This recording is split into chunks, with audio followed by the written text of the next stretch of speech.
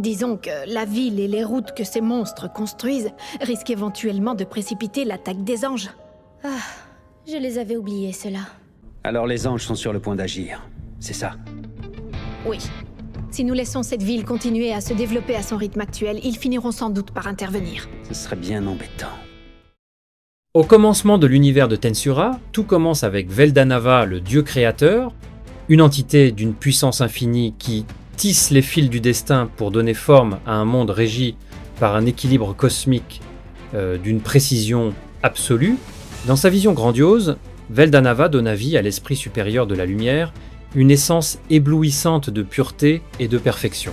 De cette lumière primordiale, il sculpta 7 entités majestueuses, les 7 anges primordiaux, également connus sous le nom de séraphins. Ces êtres, d'une beauté surnaturelle et d'une puissance quasi divine, furent conçus pour être les gardiens des lois fondamentales de l'univers, des extensions de la volonté de leur créateur. Mais la création de ces anges ne fut pas sans conséquences.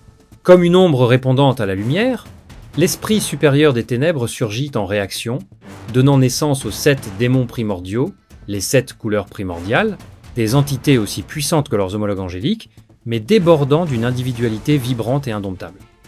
Au passage, j'ai aussi réalisé une vidéo complète sur les 7 démons primordiaux. Alors, allez la regarder après si elle vous intéresse, merci. Dans cet univers où chaque force trouve son contrepoint, les 7 anges primordiaux et les démons primordiaux incarnent les 2 faces d'une même pièce.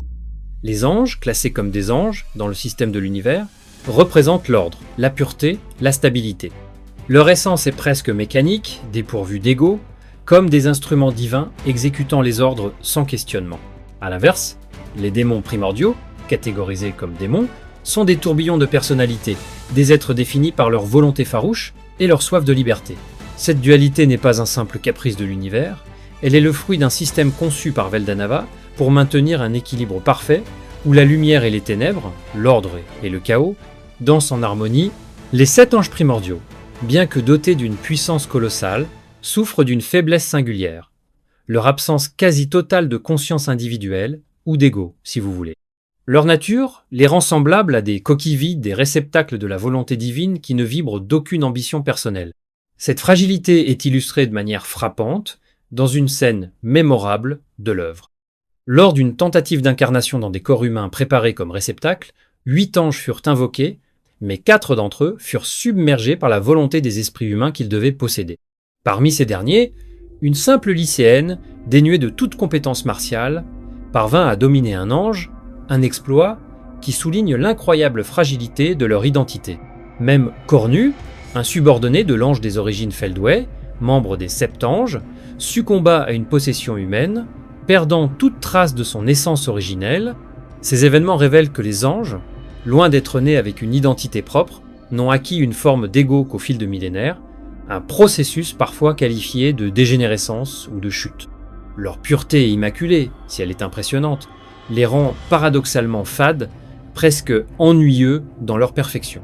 À l'opposé, les 7 démons primordiaux sont l'incarnation même de la vitalité et de la singularité. Prenons l'exemple de Rouge, le primordial rouge, connu sous le nom de Guy Crimson. Dès sa naissance, il se lança dans une lutte féroce contre ses semblables pour établir sa domination, un combat titanesque qui forgea sa légende comme l'un des êtres les plus puissants de l'univers. Lorsqu'il fut invoqué dans le monde cardinal, Guy ne se plia pas aux ordres de son invocateur, il l'anéantit sans hésiter, semant destruction et chaos, avec une jubilation presque artistique. Plus encore, il choisit son propre nom. Guy, inspiré des hurlements d'effroi des humains qu'il massacrait, une anecdote aussi terrifiante que révélatrice de son caractère unique. Chaque primordial est marqué par une couleur qui reflète son essence, rouge pour la passion ardente de Guy, noir pour la ruse froide de Diablo, ou violet pour l'aura énigmatique de Violette. Ces couleurs ne sont pas de simples symboles, elles incarnent leurs émotions, leurs ambitions, leur identité.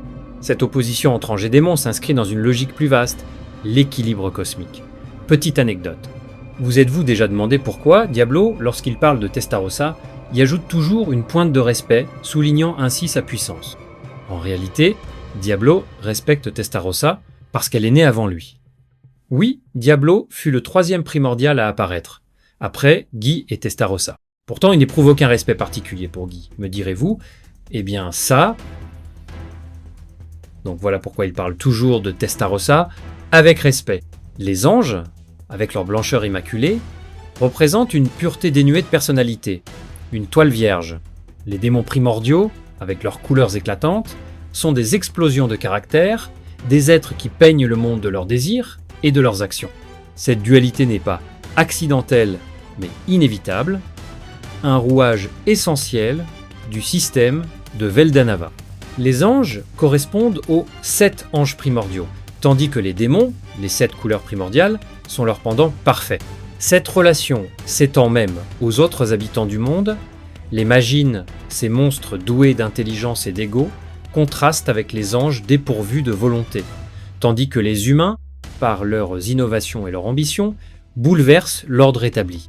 Les anges, dans leur rôle de gardiens, n'interviennent sur Terre que tous les 500 ans, un cycle suffisant pour maintenir l'équilibre face aux progrès humains. Mais cet ordre millénaire a été ébranlé par l'apparition de l'Immultempest, un slime hors du commun dont les actions imprévisibles ont fracturé les fondations mêmes de ce système, entraînant anges, démons et multivers dans une danse chaotique. Au cœur du système cosmique de Tensura, une distinction fondamentale sépare les 7 anges primordiaux des 7 démons primordiaux, révélant une fois de plus l'équilibre méticuleux orchestré par Veldanava. Si les anges reçurent leur nom directement des mains du Dieu créateur, gravés dans leur essence comme un sceau divin, les démons, eux, furent laissés sans identité nominative à leur naissance. Cette absence de nom, loin de les affaiblir, devint le terreau de leur individualité débordante. Chaque primordial forgea son propre nom, sculptant son identité à travers ses actions et sa volonté. Cette différence, bien plus qu'anecdotique, reflète la nature même de ces deux factions, les anges, extension passive de la volonté divine, et les démons, incarnation d'une liberté indomptable. Plongeons dans l'examen des homologues emblématiques qui incarnent ce dualisme, en commençant par le duo le plus iconique, Rouge, le primordial rouge, et Feldway, le roi céleste. Rouge, connu sous le nom de Guy Crimson, est une figure légendaire parmi les démons primordiaux, une entité d'une puissance si colossale qu'elle défie les limites de l'univers. Né le premier parmi ses pairs, Guy s'imposa immédiatement comme un titan, engageant une lutte féroce contre les autres primordiaux pour asseoir sa suprématie. Son audace est sans égale. Non content de défier ses semblables, il osa s'opposer à Veldanava lui-même, survivant à cet affront avec une arrogance presque mythique. Son nom, Guy, fut choisi par lui-même, inspiré des cris d'agonie des humains qu'il massacrait lors de ses premières incursions sur Terre, un détail qui peint son caractère aussi cruel que théâtral. Son nom de famille, Crimson, lui fut attribué par son rival et ami, le premier héros Rudra, en référence à la chevelure flamboyante de ce dernier, une teinte rougeoyante qui fait écho à la couleur écarlate de Guy, mais son exploit le plus impressionnant reste sa confrontation avec Velzar, la sœur de Veldanava, le dragon de givre, et l'une des entités les plus puissantes de l'univers. À l'époque, Guy ne possédait qu'une compétence unique, orgueil, et pourtant il parvint à tenir tête à Velzar, détentrice d'une compétence ultime. Au fil de ce combat titanesque, il décrypta par sa seule intelligence la nature des compétences ultimes, faisant évoluer Orgueil en la compétence ultime Lucifer, une capacité terrifiante capable de reproduire parfaitement toute compétence observée. Ce pouvoir, combiné à son charisme magnétique et à son arrogance assumée, fait de Guy un leader naturel commandant l'octagramme, le conseil des rois démons, avec une autorité incontestée. Malgré son attitude hautaine, il se révèle étonnamment accessible. Une figure charismatique qui inspire autant la crainte que l'admiration. Face à lui se dresse Feldway, le roi céleste, chef des 7 anges primordiaux et figure centrale de leur hiérarchie. Comme tous les anges, Feldway reçut son nom directement de Veldanava, une marque de son statut privilégié parmi les séraphins, la caste la plus élevée des anges. Mais son destin prit une tournure inattendue. Chargé par Veldanava de surveiller la barrière scellant le palais du chaos, Feldway fut exposé pendant des millénaires aux énergies démoniaques d'un monde parallèle. Cette influence transforma son essence. D'ange, il devint un roi fantôme, une entité hybride entre lumière et ténèbres. Cette mutation ne fit qu'amplifier son arrogance et sa froideur. Feldway est l'incarnation de l'absolutisme. Il considère sa vision comme la seule vérité, reléguant même ses alliés à de simples outils. Son indifférence est glaçante, comme en témoigne sa réaction face à la mort de Cornu, l'un des 7 anges primordiaux. Loin de ressentir du chagrin, Felway ne manifesta qu'une irritation face à l'échec stratégique, révélant une nature dénuée de toute empathie, sauf envers Michael, son allié le plus proche, et Veldanava, à qui il voue une loyauté absolue. Son obsession pour ressusciter le dieu créateur le pousse à des extrêmes, jusqu'à la folie. Dans le volume 20 du light novel, la chute de Michael et la trahison de Zalario, un autre ange primordial, brise son équilibre mental, le plongeant dans une rage démente. Ses capacités restent largement mystérieuses, car Feldway se bat rarement directement. Lors de son affrontement avec Rudra, il s'appuya sur les compétences de ses subordonnés plutôt que sur les siennes. Cependant, son pouvoir a atteint un niveau inédit après avoir absorbé les facteurs de 2 véritables dragons et intégré 4 compétences ultimes angéliques sous l'égide de Manas Michael. Cette transformation, combinée à l'activation de chronosaltation, une technique dévastatrice capable de projeter Limul au-delà du temps et de l'espace, évoque les pouvoirs du boss final de la version web, Yuki Kagurazaka. Que Feldway déploie une telle attaque, avant même l'apogée de l'histoire, suggère qu'il cache des capacités encore plus terrifiantes. Si Guy et Feldway partagent des similitudes en tant que leader et figure d'autorité, leurs personnalités divergent radicalement. Guy, malgré son traitement utilitaire de ses subordonnés, conserve une vision plus large et une humanité paradoxale, tandis que Feldway, aveuglé par son absolutisme, se perd dans sa propre intransigeance. Leur lien, symbolisé par la couleur rouge pour Guy et une autorité absolue pour Feldway, est une opposition plus qu'une ressemblance. Passons à la deuxième paire, Noir alias Diablo et Zalario. Diablo, le primordial noir, est une figure d'une élégance ténébreuse, un démon dont l'apparence soignée, vêtue de noir, évoque à la fois la classe et la menace. Contrairement à Guy, il ne porte pas de nom de famille, un choix qui reflète sa simplicité assumée. Son nom, Diablo, lui fut donné par Limul, inspiré par une célèbre série de supercars, un clin d'œil à la fois moderne et audacieux. Fidèle serviteur de Limul, Diablo incarne une loyauté absolue, mais sa nature démoniaque transparaît dans sa ruse et sa cruauté calculée. Diablo est une figure d'exception dans l'univers de Tensura, un démon dont la prestance et la puissance rivalisent avec les plus grandes légendes. Autrefois, dans les abysses du royaume démoniaque, il fut le seul à tenir tête à Guy Crimson, le primordial rouge, dans un duel qui se solda par une égalité, une prouesse qui témoigne de son statut de combattant hors norme. Cette rivalité, teintée d'une complicité presque fraternelle, révèle une similitude frappante entre les deux, un amour viscéral pour le frisson du combat, une soif de défi qui transcende leur nature démoniaque. Pourtant, malgré cette proximité avec Guy, Diablo reste fidèle à une hiérarchie bien définie. Il voue une loyauté absolue à Limul Tempest, son maître, et traite les autres, y compris ses pairs primordiaux, avec une froideur calculée. Sa relation avec Ren, une subordonnée de Guy, est particulièrement révélatrice. Même face à son apparition, Diablo ne montre aucune pitié, prêt à l'écraser sans hésiter. Cette attitude impitoyable contraste avec son comportement envers Guy, avec qui il échange des piques verbales pleines d'esprit, allant jusqu'à lui ordonner de rentrer chez lui lors d'une visite, une audace que seul Diablo peut se permettre face au chef de l'Octagramme. Grâce à l'intervention de Limul, Diablo a transcendé ses limites, évoluant en un roi démon éveillé. Sa compétence unique, Tentateur, s'est métamorphosée en la compétence ultime Azazel, une capacité terrifiante qui lui permet de dominer ses adversaires avec une précision chirurgicale. Limul lui-même, impressionné, a déclaré que Diablo est capable d'accomplir presque tout ce que lui-même peut faire, un éloge rare qui souligne son potentiel. Fait intrigant, la valeur d'existence de Diablo, un indicateur de puissance dans l'univers, affiche une série de 6 parfaitement alignés, alimentant les spéculations sur une possible tricherie cosmique. Cette aura de mystère, combinée à son élégance ténébreuse et son charisme, fait de Diablo un démon insondable, une énigme aussi fascinante que redoutable. Son pendant, parmi les 7 enjeux primordiaux, est sans doute Zalario, le numéro 2 de leur hiérarchie, une figure qui partage avec Diablo une apparence de beau ténébreux aux cheveux noirs, mais dont la personnalité offre un contraste saisissant. Là où Diablo se complaît dans une extravagance presque perverse, Zalario incarne une noblesse austère, un guerrier d'honneur, au tempérament sérieux et martial.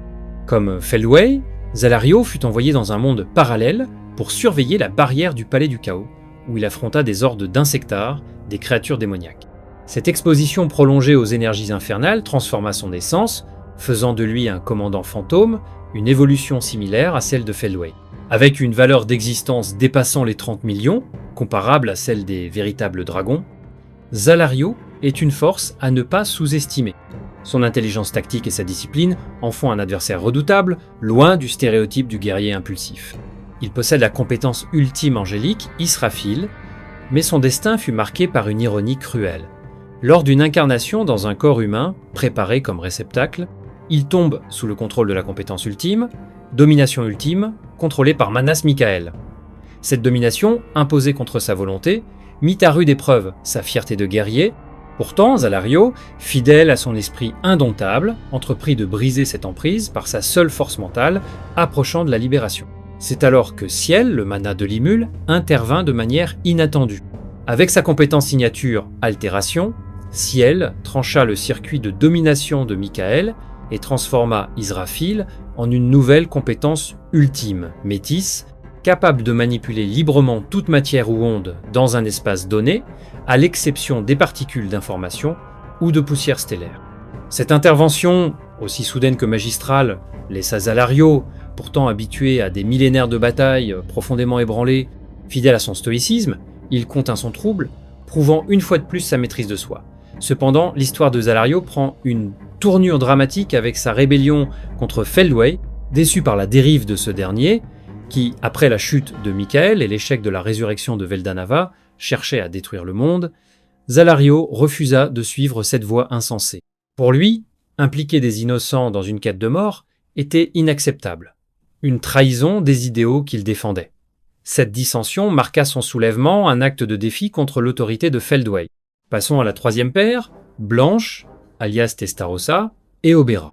Testarossa, avec ses longs cheveux d'un blanc immaculé, est une vision de grâce et d'élégance, une femme dont la courtoisie et la douceur apparente évoquent une noblesse raffinée. Mais cette façade dissimule une nature démoniaque féroce. Testarossa est cruelle, capricieuse et animée par une fierté indomptable. Recrutée par Diablo pour servir Limul, elle n'avait initialement aucune intention de se soumettre, agissant par simple obligation envers son bienfaiteur. Pourtant, face à la puissance insondable de Limul, elle succomba à son charisme, jurant fidélité et recevant le nom Testarossa, inspiré, comme celui de Diablo, d'une supercar légendaire. Sa compétence ultime, Belial, lui confère le pouvoir de manipuler les âmes et de dominer la vie elle-même, une capacité aussi terrifiante que son intelligence stratégique. En tant que diplomate de confiance de Limul, elle excelle dans les négociations, mais son mépris pour l'incompétence est aussi vif que son admiration pour l'excellence. Sa collaboration avec Hinata Sakaguchi, avec qui elle forma un duo improvisé, illustre cette dynamique. Testarossa, impressionné par la compétence de Hinata, développa une affection sincère pour elle, une rareté pour une démone de son calibre. Dans l'entourage de Limul Tempest, où les esprits impulsifs et les tempéraments explosifs dominent souvent, Testarossa se distingue comme une perle rare. Aux côtés de Diablo et de Zoé, elle fait partie des esprits les plus brillants, capables non seulement de saisir intuitivement les préoccupations de son maître, mais aussi de proposer des solutions ingénieuses et de les mettre en œuvre avec une efficacité redoutable. Cette démone, à l'intelligence acérée et à la grâce envoûtante, est l'incarnation de la compétence absolue, une femme d'action dont la présence illumine les rangs de la Fédération de Tempest. Sa capacité à anticiper les besoins de Limul et à résoudre les problèmes, avec une précision chirurgicale, en fait une alliée inestimable, une figure qui allie élégance et pragmatisme dans un équilibre parfait. Face à elle se dresse Obera, son pendant parmi les 7 anges primordiaux, une entité dont l'histoire est marquée par une transformation aussi dramatique que celle de ses pairs. Comme Feldway et Zalario, Obera fut envoyé dans un monde parallèle pour surveiller la barrière du Palais du Chaos, une mission d'une importance capitale. À l'origine, c'est elle qui devait affronter les insectares, ces créatures démoniaques pullulant dans cet univers hostile, tandis que Zalario était chargé de la surveillance directe de la barrière. mais Obera, avec une pointe d'humour inattendue pour une séraphin, refusa catégoriquement cette tâche, arguant qu'elle ne supportait pas les insectes. Elle parvint à convaincre Zalario d'échanger leur rôle, révélant une facette plus humaine et accessible sous son apparence de commandante inflexible. Obera, avec ses cheveux noirs et ses yeux évoquant un ciel étoilé, est une beauté froide, une stratège d'exception capable de diriger des dizaines de milliers de subordonnés avec une précision militaire. Sa vision stratégique est implacable, elle considère ses troupes comme des chiffres dans une équation, prête à sacrifier une minorité pour sauver la majorité, une approche pragmatique mais dénuée de cruauté gratuite. Pourtant, loin d'être crainte, Obera inspire un respect profond à ses subordonnés qui se jettent dans la bataille avec une ferveur presque fanatique, témoignant de la confiance qu'elle suscite. Sa compétence ultime, Azrael, aurait pu faire d'elle une force dévastatrice, mais dans un geste aussi audacieux qu'inattendu, Obera choisit de la détruire immédiatement après son acquisition. Cette décision, motivée par son désir d'échapper à l'emprise de domination ultime de Manas Mikael et de rejoindre au plus vite Milim, qu'elle avait choisi comme nouvelle maîtresse, reflète son caractère résolu. En tant que séraphin, Obera possédait déjà des privilèges administratifs au sein du système cosmique, lui permettant d'interférer avec certaines lois de l'univers, même sans compétence ultime. Avec une valeur d'existence dépassant les 20 millions, elle reste une menace colossale, capable d'écraser la plupart des adversaires sans effort. Testarossa et Obera, toutes deux numéro 3 dans leur hiérarchie respective, incarnent un contraste fascinant. Testarossa, avec sa cruauté voilée sous une douceur apparente, est crainte par ses subordonnés, tandis qu'Obera, avec sa froideur calculée et sa loyauté ardente, est adulée par les siens. Leur charisme d'aîné charismatique, chacune à sa manière, scelle leur lien. Poursuivons avec la quatrième paire, Violette, alias Ultima, et Pico. Ultima, la plus jeune en apparence parmi les démons primordiaux, arbore l'allure d'une fillette menue, presque enfantine, avec une innocence trompeuse qui dissimule une noirceur terrifiante. Même parmi les primordiaux, sa cruauté est légendaire, au point que le roi démon Luminus Valentin la qualifie de sadique et perfide, un jugement sans appel. Dans un spin-off, son association avec les chats, qu'elle soit transformée en félin ou simplement adepte de leur comportement, renforce son talent pour porter un masque, cachant sa véritable nature sous une façade adorable. Lorsqu'elle rejoint les rangs de Limul, ce dernier lui donne le nom d'Ultima, mais seuls quelques initiés connaissent sa véritable identité. Rigurud, son supérieur dans la hiérarchie de Tempest, l'appelle affectueusement Jo-chan, sans se douter de la démone impitoyable qu'il côtoie, une méprise qui pourrait glacer le sang s'il venait à découvrir la vérité. Pourtant, Ultima, qui surnomme Rigurud Oji-chan, et suit ses ordres avec une docilité surprenante, semble étrangement attaché à lui, révélant une facette inattendue de sa personnalité. Sa compétence ultime, Samael, est une arme d'une précision diabolique. Elle lui permet de générer des poisons sur mesure, adaptés aux faiblesses spécifiques de ses adversaires, grâce à sa capacité analyse des faiblesses. Cette aptitude, alimentée par son sadisme assumé, reflète son désir de maximiser la souffrance de ses victimes, une approche qui transcende la simple destruction. Parmi les facettes de Samael, la capacité monde d'anéantissement est particulièrement terrifiante. Elle extermine sans distinction toute forme de vie non dotée d'une compétence ultime, à l'exception des entités spirituelles. Pour illustrer son pouvoir, imaginez une version amplifiée de Megiddo, l'attaque dévastatrice utilisée par Limul contre les soldats du royaume de Farmus. Si cette dernière était ciblée, Monde d'anéantissement est une arme de destruction massive capable de ravager un champ de bataille entier. Conscient de son potentiel chaotique, Limul lui en interdit l'usage, une restriction qu'Ultima accepte sans broncher, non par obéissance, mais parce que une victoire aussi absolue et dénuée de défis l'ennuie profondément. En tant que princesse du poison, elle maîtrise également des sorts de combat infusés de toxines, faisant d'elle une adversaire aussi versatile que redoutable. Son pendant, Pico, est une ange primordiale qui, comme Dino, choisit de rester dans le monde des esprits plutôt que de suivre Feldway. Avec son apparence de fillette blonde aux airs angéliques, elle incarne une innocence trompeuse, mais sa chute l'a transformée en une ange déchue ou Phalène. Cette transformation marque un tournant dans son existence, l'éloignant de la pureté stérile des séraphins pour embrasser une nature plus complexe. Pico, tout comme Dino, incarne le rôle discret de surveillante, parcourant les recoins du monde dans l'ombre, loin des feux de la rampe. Mais derrière cette façade d'observatrice, discrète, se cache une personnalité étonnamment ancrée dans la modernité. Avec son langage teinté d'expressions juvéniles et son intérêt marqué pour les dernières tendances de la mode humaine, Pico se distingue radicalement de ses pairs angéliques comme Feldway, dont la solennité semble figée dans le temps. Cet ange déchu ou Fallen s'est fondu dans la culture humaine avec une aisance déconcertante, adoptant un style de vie presque trivial. Lors d'une scène mémorable, alors que le chaos d'une bataille imminente se profile, Pico se lamente de ne pas avoir porté son précieux manteau de fourrure, acheté au royaume de Burmund, rêvant de l'exhiber devant Rhin et ses compagnons. Cette désinvolture, digne d'un esprit aussi relâché que celui de Dino, son complice de longue date, révèle un caractère délicieusement insouciant. Pourtant, cette nonchalance cache une loyauté vacillante. Bien qu'elle soit sous l'emprise de Feldway et de Manas Mikhaël, Pico ne montre aucun zèle dans l'exécution de leurs ordres. Elle n'hésite pas à fraterniser avec Rhin, échangeant des ragots sur leurs supérieurs et dévoilant sans scrupule les forces de leur camp, une attitude qui frôle l'insubordination. Mais qu'on ne s'y trompe pas. En tant que membre des 7 anges primordiaux, Pico est loin d'être une figure anodine. Sa valeur d'existence dépasse le million, et son duel amical avec Kumara, dont la valeur s'élève à 1,9 million, montre qu'elle peut rivaliser avec des adversaires redoutables sans même se donner à fond. Sa compétence ultime, Jibril, reste entourée de mystères, car ses apparitions au combat sont rares. Les quelques indices disponibles révèlent qu'elle maîtrise Tonnerre Noir, une attaque foudroyante, et qu'elle excelle dans le maniement de la lance, capable de parer avec aisance les assauts dévastateurs de Kumara, comme son montagne aux 1000 queues.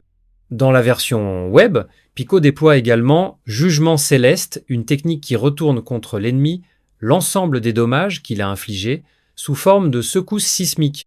Cette énigmatique fillette, dont les capacités restent largement inexplorées, incarne un paradoxe fascinant. Une puissance colossale, dissimulée sous une apparence frivole. Avec Ultima, Pico partage un trait évident. Leur allure de fillette, une innocence trompeuse qui masque leur dangerosité. De plus, elles sont souvent évoquées en tandem, Ultima avec Carrera et Pico avec Garacha, renforçant leur lien narratif. Passons à la 4e paire, Jaune, alias Carrera et Garacha. Carrera, avec son allure de garçon manqué et son attitude arrogante, est une force de la nature parmi les démons primordiaux. Sa voix tonitruante et son tempérament explosif en font une figure aussi intimidante qu'imprévisible. Longtemps reine incontestée des enfers aux côtés de ses pairs, elle n'a jamais maîtrisé l'art du respect formel, même après avoir rejoint les rangs de Limul. Bien qu'elle affirme témoigner du respect à son maître, sa familiarité et son franc-parler, jugés inacceptables par les standards rigoureux de Diablo, trahissent une personnalité indomptable. Avant de prêter serment à Limul, Carrera s'amusait à bombarder quotidiennement le château du roi démon Léon Cromwell de sorts de combats dévastateurs, une routine qui illustre son amour pour la destruction pure. Sa compétence ultime, Abaddon, est à l'image de cette passion. Une arme d'attaque pure, conçue pour anéantir tout sur son passage. Sa technique phare, balle de rupture dimensionnelle, perce même les champs de distorsion ennemis, un exploit qui témoigne de sa puissance brute. Avec une valeur d'existence dépassant les 7 millions à l'état brut, et atteignant plus de 10 millions après avoir hérité du pistolet doré du commandant Tatsuya Kondo de l'Empire de l'Est, Carrera surpasse largement ses pairs, y compris Testarossa, qui affiche seulement 3,33 millions au volume 16. Ce qui définit Carrera, c'est son insatiable soif de puissance, une obsession qui la pousse à défier sans cesse ses limites. Lors d'une mission aux côtés des forces de Milim, avant d'affronter les insectares, Carrera passa son temps à se mesurer à la dragonoïde en personne, à un duel entre titans qui se transforma en une amitié improbable, aux grandes dames de leur entourage. Cette quête incessante de force, alliée à une droiture brute, fait de Carrera une figure à la fois redoutable et attachante.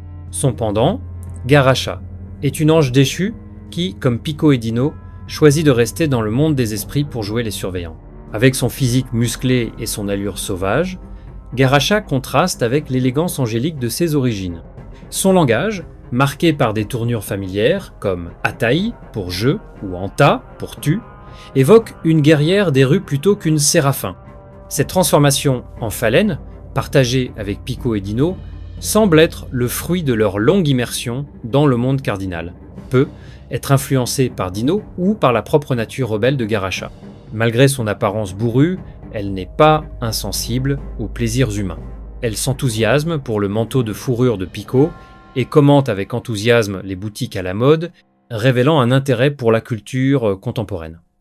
Lors d'une discussion animée avec Rin et Pico, elle se laisse emporter par les ragots, prouvant que sa façade de guerrière cache une personnalité plus nuancée.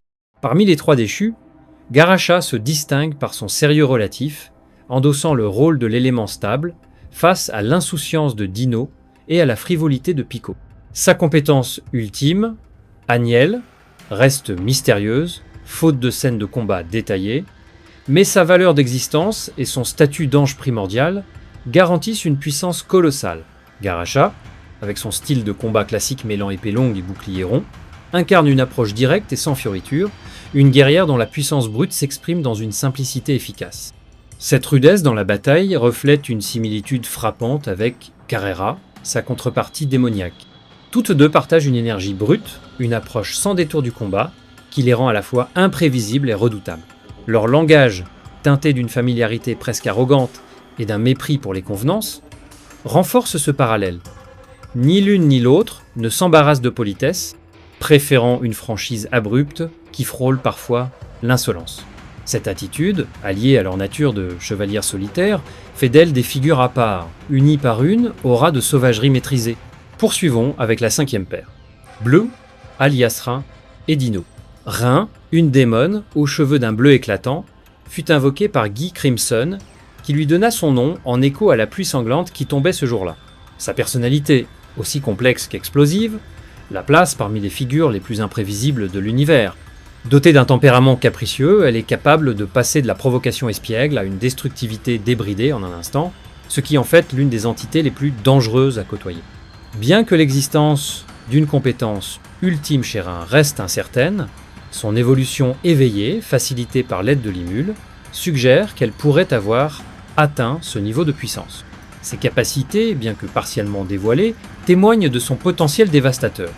Sa technique brume lui permet de créer des doubles d'elle-même, une sorte d'assurance contre l'anéantissement. Tant qu'un clone subsiste, Rin ne peut être vaincu.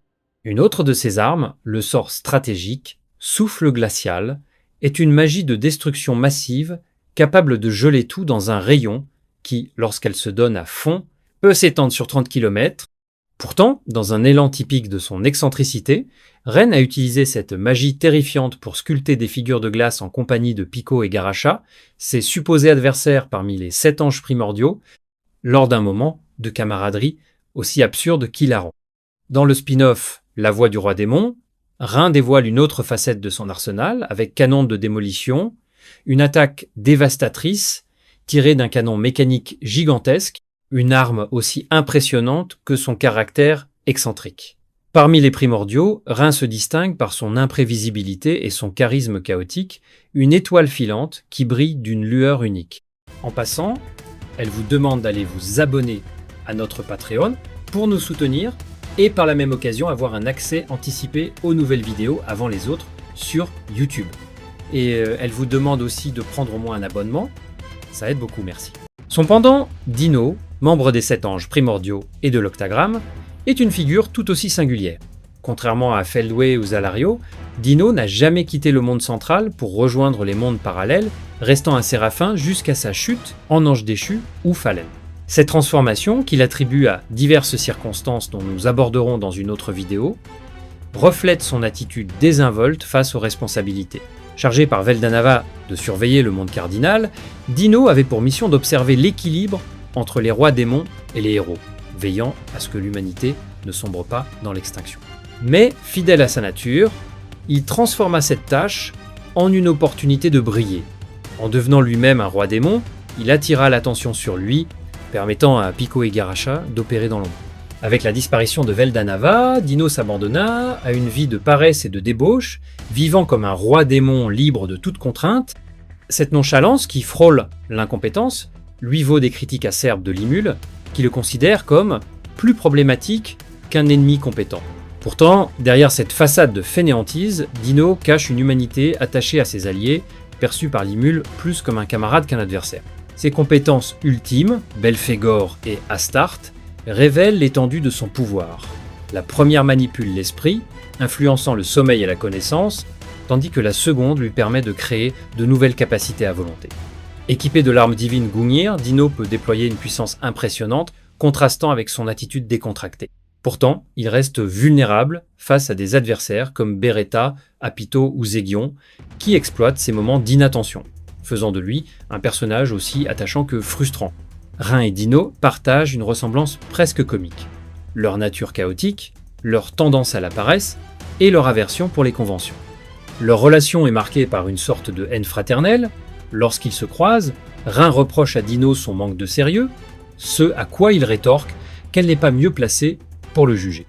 Cette dynamique explosive culmine lorsque Rhin, piqué par une remarque, menace de l'écraser pour avoir sous-estimé les primordiaux, une dispute qui illustre leur similitude déconcertante. Enfin, la sixième paire, Verte, alias Misery, et Cornu. Misery, invoquée par Guy Crimson aux côtés de Rhin, est une démone aux cheveux verts ondulés, dont l'apparence mature et élégante contraste avec la sauvagerie de ses pairs. Parmi les primordiaux, elle est souvent considérée comme la plus normale, une figure d'équilibre et de compétence dans un groupe autrement chaotique. Mais cette apparence raisonnable cache une malédiction. Misery est une éternelle victime des frasques de Rhin, contrainte de réparer ses erreurs et de porter le blâme pour leurs échecs communs. Guy lui-même, exaspéré, la qualifie de bonne à rien aux côtés de Rhin, une injustice qui fait d'elle une figure tragique, toujours dans l'ombre de sa tumultueuse comparse. Cette malchance est aggravée par son manque de visibilité dans l'histoire. Contrairement aux autres primordiaux, Misery n'a jamais eu l'occasion de briller au combat, relégué à un rôle de soutien discret. Pourtant, son intelligence, sa polyvalence et sa capacité à gérer les crises en font une alliée précieuse, même si elle reste éclipsée par ses pairs plus flamboyants. Dans l'univers vibrant de Tensura, Misery, bien que souvent reléguée dans l'ombre de ses pairs primordiaux, laisse entrevoir un potentiel fascinant dans la voie du roi démon. Armée de 2 épées vertes scintillant d'une lueur inquiétante, elle manie avec une grâce mortelle un style de combat qui allie élégance et brutalité. Sa technique signature, exécution double probablement classée parmi les arts, est un ballet de l'âme d'une précision chirurgicale, une chorégraphie qui évoque l'image d'une servante transformée en guerrière implacable. Cette combinaison d'une domestique raffinée et d'une combattante à double lame est si saisissante qu'elle pourrait captiver bien des fans, méritant amplement plus de scènes dans le light novel pour dévoiler toute son ampleur. Le recueil officiel de données, volume 13.5, la décrit comme une seigneur démoniaque dissimulant une tyrannie latente, une formule énigmatique qui suggère une rage contenue, prête à exploser. Des bribes d'informations laissent entendre que Misery fut impliquée dans une invasion contre un groupe humain appelé Belt. Mais les détails de cet épisode demeurent flous, laissant les fans dans l'attente d'une révélation. Si, comme le dit l'adage, les âmes les plus posées deviennent les plus terrifiantes, une fois poussées à bout, imaginer Misery libérer sa fureur serait un spectacle cataclysmique, une tempête d'émotions brutes qui pourrait éclipser la flamboyance de ses pairs primordiaux. Par un jeu d'élimination, son pendant parmi les 7 anges primordiaux est Cornu, une figure marquée par une malchance aussi tragique que celle de Misery. Comme Feldway, Zalario et Obera, Cornu fut envoyé dans un monde parallèle pour une mission d'une importance capitale, une immersion qui transforma son essence de séraphin en commandant fantôme. Sa tâche consistait à orchestrer des invasions interdimensionnelles pour permettre aux forces de Feldway, orphelines de Veldanava, de regagner le monde central. Pour ceux qui pourraient se perdre, le monde central est encore appelé le monde cardinal. Privé de la porte des enfers, contrôlé par les démons sous l'égide de Diablo, Cornu et ses alliés durent se rabattre sur des fissures dimensionnelles, des anomalies rares provoquées par des vibrations espace-temps survenant tous les quelques millénaires. Ces failles, parfois stabilisées pour servir de portail improvisé, devinrent leur seul espoir. Cornu, en chef d'expédition, déployait ses subordonnés pour conquérir d'autres mondes, mais ses ambitions s'effondrèrent lamentablement. Les raisons de cet échec sont multiples, une négligence envers ses troupes, des stratégies mal calibrées, et surtout une rencontre désastreuse avec Velgrind, la dragonne écarlate, gardienne d'un monde abritant l'âme de Rudra. Ce revers fut orchestré par le vice-commandant de l'armée de Cornu, qui, malgré des débuts prometteurs, vit ses plans s'écrouler à l'arrivée de Velgrind. Pire encore, certains subordonnés, grisés par le pouvoir acquis lors de leur incarnation dans des corps humains, défièrent la dragonne, déclenchant sa colère. Velgrind riposta avec accélération cardinale, un art ultime d'une puissance inouïe qui traversa la porte des enfers, frappant Cornu depuis un autre monde. Cette attaque, bien que n'étant qu'une onde de choc, anéantit les 2/3 de son armée et infligea à Cornu des blessures si graves qu'il lui fallut des décennies pour s'en remettre, un témoignage de la terreur inspiré par les véritables dragons. Des années plus tard, guéri et prêt à saisir une chance de rédemption, Cornu bénéficia de l'alliance entre Manas Mikael et Feldway, qui ouvrit un accès au monde central. Sa nouvelle mission, éliminer le Héros Masayoki.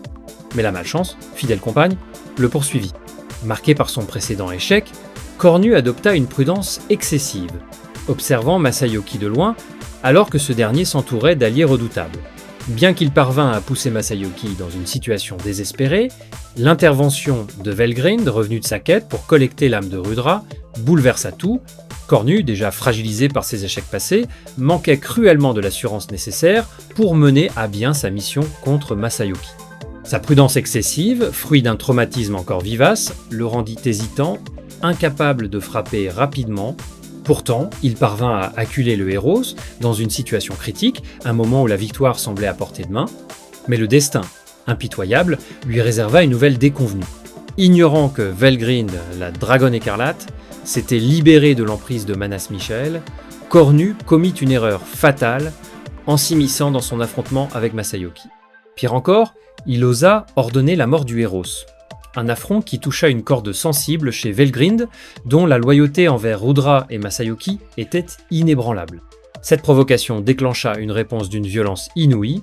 Velgrind déchaîna une compétence d'une puissance si écrasante qu'elle ne se contenta pas de pulvériser le Cornu présent sur place, mais traqua et anéantit son corps originel, caché dans un monde parallèle.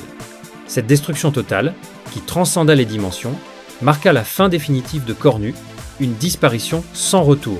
Bien que ses capacités précises restent entourées de mystères, Cornu n'était pas un adversaire négligeable, avec une valeur d'existence dépassant les 2,8 millions, renforcé par des armes divines. Il rivalisait avec un roi démon éveillé. Mais face à des adversaires comme Velgrind et une malchance chronique, il n'eut jamais l'occasion de briller. Cornu, en un mot, est une figure tragique.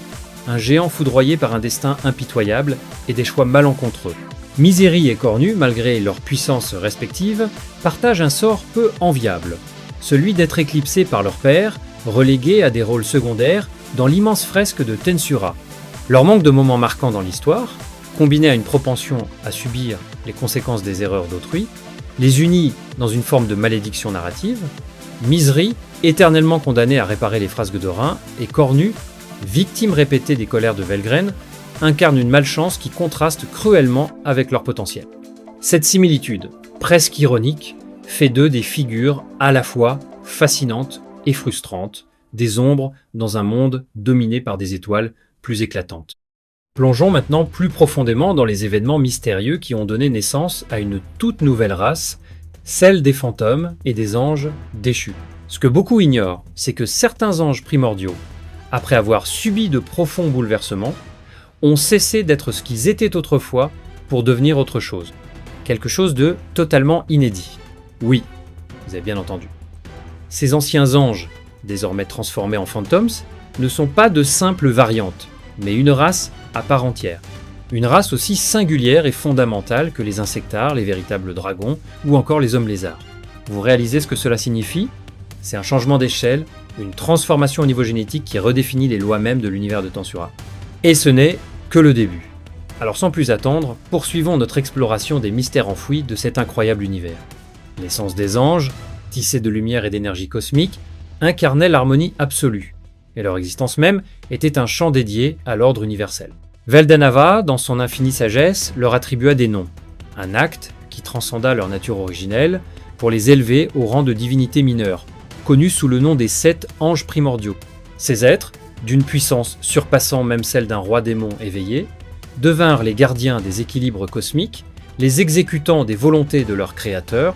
Chacun d'eux, dans sa splendeur, incarnait une facette unique de la volonté de Veldanava. et leur énergie brute éclipsait les forces des entités les plus redoutables du multivers. À leur tête se dressait Feldway, le premier des séraphins, forgé dans l'éclat originel du grand esprit de lumière. Sa prestance imposante et son dévouement absolu en faisaient l'assistant privilégié de Veldanava une figure d'autorité incontestée parmi ses pairs. Feldway, avec ses ailes scintillant comme des constellations et son regard perçant les voiles du destin, était l'incarnation même de la loyauté et de la discipline, un phare dans l'immensité céleste. Veldanava, dans son ambition de protéger l'équilibre des mondes, confia à ses séraphins des missions d'une importance cruciale. Feldway, en tant que chef, reçut la tâche colossale de surveiller Ivaraj, le dragon maléfique dévastateur du monde, une entité chaotique dont la seule existence menaçait l'ordre universel. Cette créature titanesque, dont les rugissements faisaient trembler les fondations des dimensions, représentait une menace que même les divinités redoutaient. Feldway, armé de sa vigilance inébranlable, se tenait prêt à contrer toute tentative d'Ivaraj de semer la destruction. Obera, quant à elle, fut chargée d'une mission tout aussi périlleuse. Traquer et neutraliser les cryptides qui hantaient l'autre monde, un royaume de mystère et de danger où les lois de la réalité pliaient sous le poids d'énergies inconnues. Zalario, avec sa détermination froide et son efficacité redoutable, fut assigné à la lutte contre les insectares, ces créatures voraces qui menaçaient de consumer des mondes entiers dans leur frénésie destructrice. Cornu, dont l'aura imposante semblait défier les limites du cosmos, reçut l'ordre d'explorer et d'envahir d'autres dimensions, étendant l'influence de Veldanava au-delà des frontières de leur réalité. Pendant ce temps, Dino, Pico et Gracia, unis par une synergie presque fraternelle, furent envoyés en mission spéciale dans le monde des humains ou encore appelé le monde cardinal. Leur tâche était de veiller sur cette race fragile, d'observer ses progrès et de s'assurer qu'elle ne sombre pas dans l'autodestruction conformément à la volonté de Veldanava de préserver l'humanité. Mais le destin, capricieux et imprévisible, bouleversa cet ordre parfait. Lorsque Veldanava disparut, un vide insondable s'installa dans le cœur des séraphins. Sa disparition, un mystère qui échappa même à la compréhension des anges primordiaux, plongea leur hiérarchie dans une incertitude pesante. Feldway, désormais seul à la tête des sept, se retrouva investi d'une responsabilité écrasante. Sans la guidance de Veldanava, il devint le pilier de leur existence, le seul à pouvoir prendre des décisions pour guider ses compagnons dans cette nouvelle ère d'incertitude. Cette solitude, imposée par l'absence de leur créateur, transforma Feldway. Il se détacha peu à peu de l'unité qui liait autrefois les séraphins, son esprit s'endurcissant sous le poids de ses responsabilités. Contrairement à ses pairs, qui cherchaient encore à comprendre leur rôle dans un monde sans Veldanava, Feldway adopta une résolution inflexible, indifférent aux doutes ou aux opinions des autres. Des siècles s'écoulèrent, des éons marqués par l'absence de leur créateur, les séraphins, exposés aux énergies chaotiques de l'autre monde, commencèrent à changer. Le Magicule, une force corruptrice et transformative, infiltra leur essence pure, altérant leur nature même. Feldway, Zalario, Obera et Cornu, marqués par cette influence, évoluèrent en une nouvelle race. Les fantômes, des êtres d'une puissance encore plus redoutable, mais désormais teintés d'une ambition nouvelle. Les autres anges primordiaux, Dino, Pico et Gracia, subirent une transformation différente. Leur exposition prolongée au Magicule éveillant en eux une conscience propre, ils sont devenus des anges déchus, des créatures à la croisée des mondes, mi-anges, mi-monstres, animés par une volonté naissante et une soif d'autonomie.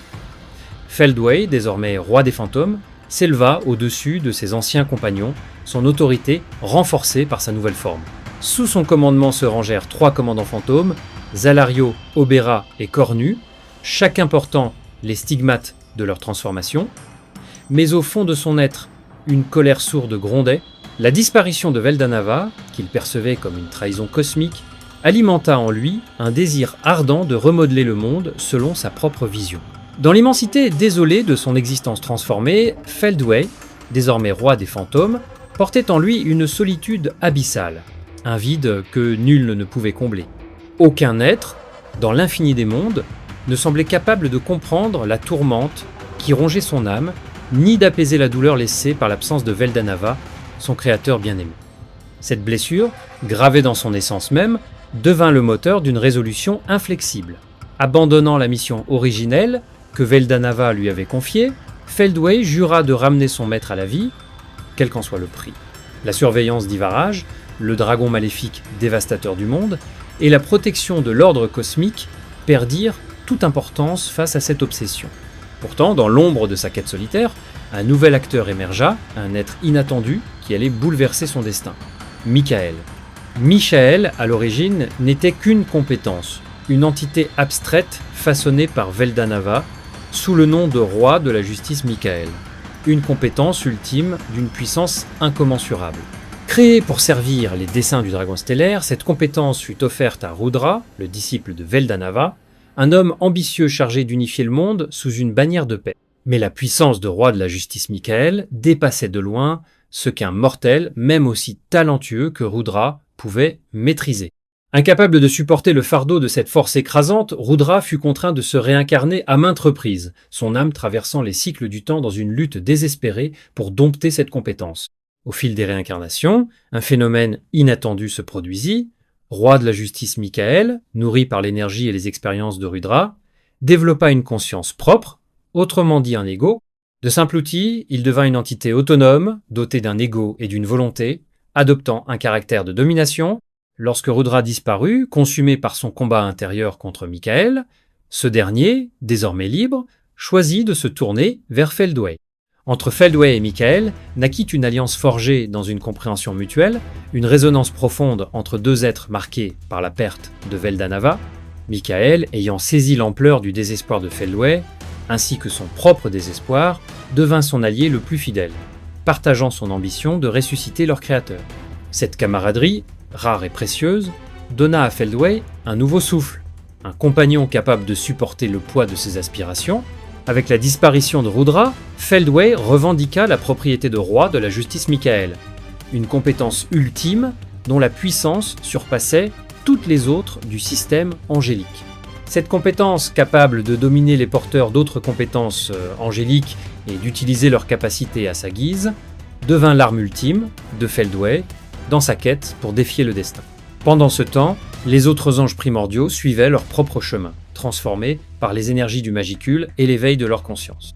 Dino, Pico, ainsi que Gracia acquirent une volonté propre presque simultanément, une évolution qui marqua leur chute. Jadis purs et dévoués, ils devinrent des anges déchus, des êtres à la croisée, entre la lumière et l'ombre, animés par des désirs et des ambitions nouveaux. Leur transformation, bien que spectaculaire, fut assombrie par une tragédie. L'un des anges primordiaux originels périt, une perte qui ébranla l'équilibre déjà fragile de leur groupe. 6 d'entre eux survécurent, chacun héritant d'une compétence ultime du système angélique, des pouvoirs qui reflétaient leur nouvelle nature et leur rôle dans le cosmos. Zalario reçut la compétence ultime, roi du jugement Israfil, une force capable de rendre des verdicts implacables sur le destin des âmes. Obera, fidèle à sa mission d'éradication des cryptides, obtint roi du salut Azraël, une compétence qui incarnait la délivrance par la destruction. Dino, avec son esprit libre et son ambition grandissante, hérita de roi céleste Astarte, une compétence qui amplifiait son charisme et son influence. Pico, dont la détermination ne connaissait aucune limite, se vit confier roi de la rigueur Gibril, une compétence axée sur la discipline et la précision. Gracia, rayonnante de gloire même dans sa chute, acquit roi de la gloire Aniel, une compétence qui sublimait sa présence et inspirait la révérence. Enfin, Feldway, fort de roi de la justice Michael, dominait ce panthéon de compétences, son pouvoir lui permettant de contrôler les autres porteurs du système angélique et d'exploiter leurs capacités à son avantage. Mais le destin des anges primordiaux fut également marqué par des conflits et des pertes tragiques. Dans le volume 17 du light novel, Velgrind, la dragonne écarlate, entreprit un voyage à travers le temps, se retrouvant dans un monde parallèle où elle croisa les forces de Cornu.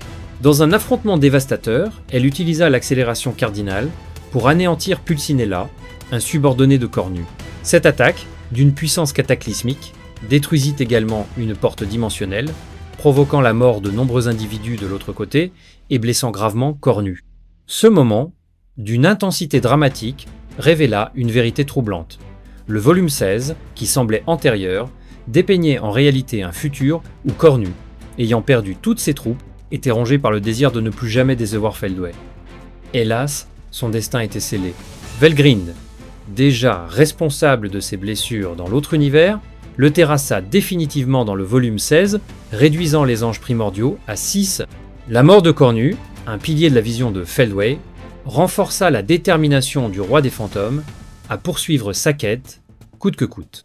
Feldway et Michael, unis par leur objectif commun, ne reculaient devant rien pour ressusciter Veldanava. Leur ambition, d'une ampleur cosmique, les poussait à envisager des sacrifices inimaginables, y compris la destruction du monde lui-même, si cela servait leur plan. Leur quête, à la fois tragique et implacable, les plaçait en opposition avec les forces du multivers, des héros comme Limul Tempest aux autres rois démons. Dans leur sillage, ils laissaient une traînée de chaos et de bouleversements, déterminés à réécrire les lois de la création pour ramener leur créateur à la vie. L'exploration des relations entre les démons primordiaux et les 7 primordiaux révèle un équilibre complexe où chaque paire incarne des contrastes et des similitudes. De l'arrogance partagée de Guy et Feldway à la rivalité fraternelle de Rhin et Dino, en passant par l'opposition entre la cruauté élégante de Testarossa et la froideur calculée d'Obera, ces duos dessinent une toile cosmique d'une richesse infinie. Zalario, avec son honneur martial, s'est mué en un allié improbable, tandis que Feldway, consumé par sa quête de résurrection de Veldanava, sombre dans une folie qui promet des rebondissements dramatiques. Cet univers continue de captiver par ses intrications, et nous poursuivrons cette plongée dans ses mystères pour en dévoiler chaque facette. Merci d'avoir regardé la vidéo jusqu'à la fin, abonne-toi et active la cloche de notification si ce n'est pas encore fait pour ne pas rater mes prochaines vidéos. J'espère que cette vidéo t'a plu. Si c'est le cas, ajoute un like et dis-le moi en commun que tu as aimé cette vidéo. Alors, à la prochaine pour une nouvelle vidéo épique. Cette vidéo portera sur le passé de Testarossa avant de rejoindre Tempest. Alors ne manquez pas ça. Un immense merci à tous ceux qui soutiennent mon travail sur Patreon et à tous les membres officiels de la chaîne.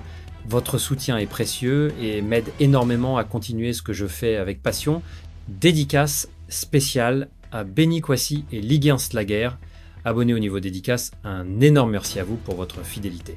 Si vous souhaitez vous aussi me soutenir, les liens pour vous abonner sur Patreon ou devenir membre de la chaîne sont disponibles dans la bio, ainsi que dans le post épinglé en commentaire. Merci à tous